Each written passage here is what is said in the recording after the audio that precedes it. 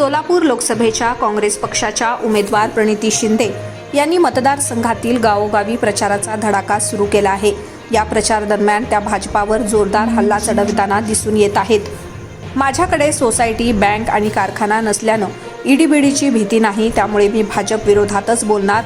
भाजपचे मागील दोन्ही खासदार अकार्यक्षम ठरले, त्यामुळे प्रत्येक वेळी त्यांना उमेदवार बदलावा लागला आणि आता तर त्यांना कोणी सापडतच नाहीये, असा आक्रमक पवित्रा प्रणिती शिंदे यांनी घेतला आहे। सोलापूर जिल्ह्यातील होडगीमध्ये त्या बोलत होत्या। यंदाची निवडणूक ही करेंगे या मरेंगे अशी आहे। लोकशाही आणि संविधान संपवण्याचा डाव भाजप मोदी करत आहेत। कालच दिल्लीचे मुख्यमंत्री अरविंद केजरीवाल यांना अटक करण्यात आली। त्यासोबतच काँग्रेस पक्षाची सर्व खाती गोठवण्यात आली। एक महिन्यापूर्वी झारखंडच्या मुख्यमंत्र्यांना अटक करण्यात आली। काँग्रेसचे DK शिवकुमार यांनाही अटक करण्याची शक्यता आहे। विरोधी पक्षाला संसदेत बोलू देत नाहीत, त्यांचे माईक बंद करतात। ही लोकशाही आहे की हुकुमशाही? पेट्रोल पंपावर गेलं की मोदींचे मोठे मोठे पोस्टर्स दिसतात। व्हॉट्सअपवर त्यांचे पोस्टर्स, टीव्ही रेडिओ लावला की त्यांची जाहिरात। तुम्हाला एवढं खोटं बोलून वेडात काढत आहेत। इलेक्शनच्या तोंडावर 2 रुपयांनी पेट्रोलचे दर कमी करत आहेत, म्हणजे हे आपल्याला भिकारी समजून भीक देत आहेत काय? तरी पण आपण जर भाजपाला मतदान केलं तर आपणच आपल्या पायावर कुऱ्हाड मारून घेऊ। सोलापूर लोकसभा मतदारसंघात 5 आमदार आणि 1 खासदार भाजपचा आहे। यांना उघड पाडण्यासाठी आणि वस्तुस्थिती समजावून सांगण्यासाठी आम्ही येत आहोत। मोठ्या थाटामाटात मोदी सोलापुरात आले होते। तुम्ही मोदींकडे बघूनच महाराजांना मतदान केलेलेत का? मग त्यांनी आपल्यासाठी काय केलं? मुखवट्याकडे बघून फसलात तर नुकसान आपलं होतं आणि काम करणारे लोक मागे राहतात। जी लोक तुम्हाला जातपात धर्माच्या विळख्यात अडकवून मतदान करण्यास प्रवृत्त करतात ते लोकशाहीच्या विरोधात असतात। लोकांमध्ये भांडण लावून आणि आंदोलकांमध्ये त्यांची माणसं घुसवून तेढ निर्माण करण्याचा प्रयत्न ते करत आहेत। ही त्यांची खेळी आहे। मस्त आणि उपस्थित बंधू आणि भगिनी, आज सकाळ सकाळ तुमचं दर्शन झालं हे मी माझं भाग्य समजते। होडगी गाव माझ्यासाठी नवीन नाही आहे। खूपदा ह्या गावात मी येऊन गेले। शिंदे साहेबांवर, काँग्रेस पक्षावर जीवापार प्रेम करणारं हे गाव आहे। आणि प्रथमतः तुम्ही अनेक वर्ष काँग्रेस पक्षाला मतदान केलं, शिंदे साहेबांना मतदान केलं, मनापासून आभार मानते। पण आता ही निवडणूक आपल्या आयुष्यातली सर्वात महत्त्वाची निवडणूक ठरणार, कारण का ही मेक और ब्रेक, म्हणजे करेंगे या मरेंगे अशी निवडणूक ही असणार आहे। कारण का लोकशाही संपवण्याचा डाव भाजप आणि मोदी जी करत आहे। संविधान संपवण्याचा डाव भाजप आणि मोदीजी करत आहे। काल रात्रीची गोष्ट, अरविंद केजरीवालना अटक झाली। एका राज्याच्या मुख्यमंत्र्याला अटक। त्यासोबत काल सकाळी काँग्रेस पक्षाचे AICC चे सगळे अकाउंट, खाती फ्रीज केली, फ्रीज, काही कारण नसताना। 1 महिन्यापूर्वी झारखंडच्या मुख्यमंत्र्यांना अटक केली। आता पुढे असं म्हणतात DK शिवकुमारना पण करण्याची शक्यता आहे।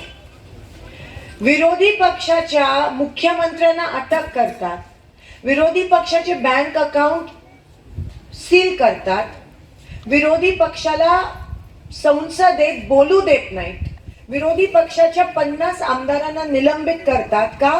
कारण का ते फक्त मोदींच्या विरोधात घोषणा देतात। विरोधी पक्षाच्या आमदारांचे माईक बंद करतात, कारण का आम्ही आवाज उचलतो। मग ही लोकशाही आहे का हुकुमशाही आहे? जेव्हा पेट्रोल पंपवर गेल्यावर मोदींचे मोठे मोठे पोस्टर, व्हॉट्सअप उघडला की त्यांचे पोस्टर, टीव्ही लावला की त्यांची जाहिरात, रेडिओ चालू केली की त्यांची जाहिरात। तुम्हाला एवढं वेड्यात काढतायत, एवढं खोटं बोलतायत, एवढं तुम्हाला फसवतायत, पण वस्तुस्थिती काय मला सांगा?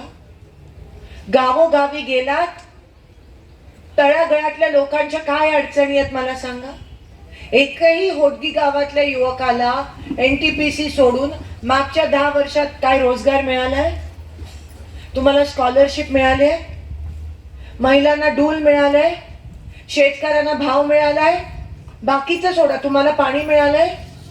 जर काय मिळालं असेल तर ते शिंदे साहेब आणि काँग्रेसच्या काळात, त्याच्यानंतर दमडी मात्र तुम्हाला काही मिळालं नाही। आणि इलेक्शनच्या तोंडावर 2 रुपयांनी पेट्रोल कमी करतात। कोणतं? 300 रुपयाचं पेट्रोल 1300 झालेलं। आणि इलेक्शनच्या तोंडावर फक्त 2 म्हणजे आपलं भीक देत आहेत का? आपण भिकारी होत का? 2 रुपयांनी कमी म्हणजे अजून किती फसवाल तुम्ही आम्हाला?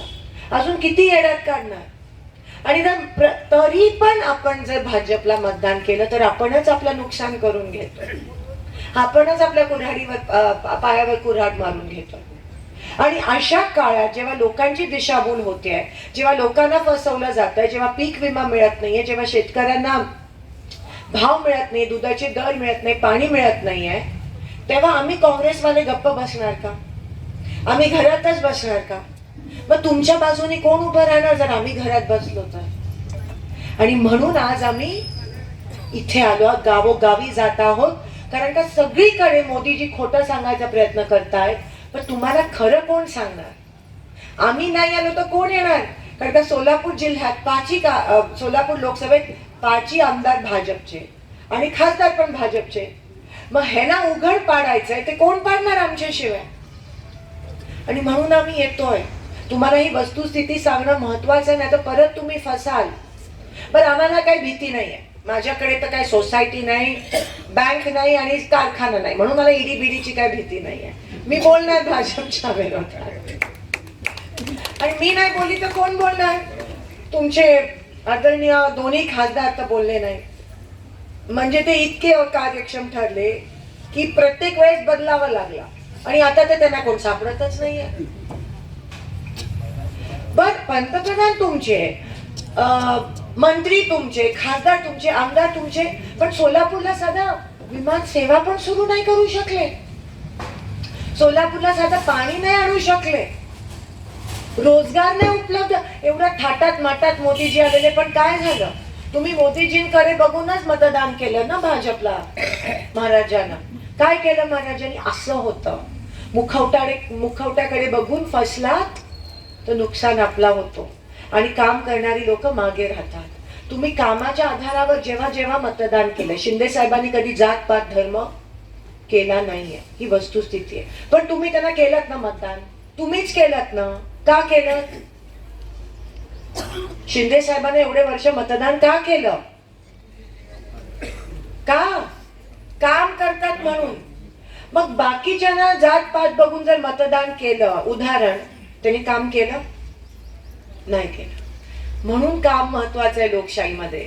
जे तुम्हाला जात पात धर्माच्या विळख्यात अडकवून मतदान करण्याच्या प्रवृत्त करतात, ते लोकशाहीच्या विरोधात असतात, आणि त्याच्यामुळे नुकसान आपला होतो, त्यांचा फायदा होतो. पण हे आपल्याला दिसत नाही.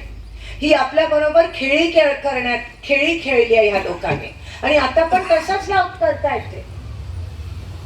लोकांमध्ये भांडणं लावून तेढ निर्माण करण्याचा प्रयत्न, त्यांची लोक घुसवतात आंदोलकांमध्ये, समाजात कारण का त्यांच्याकडे दुसरं काही नाही. आता त्यांना कळलंय की 400 पार नाही, तडीपार होणार आहे त्यांचं,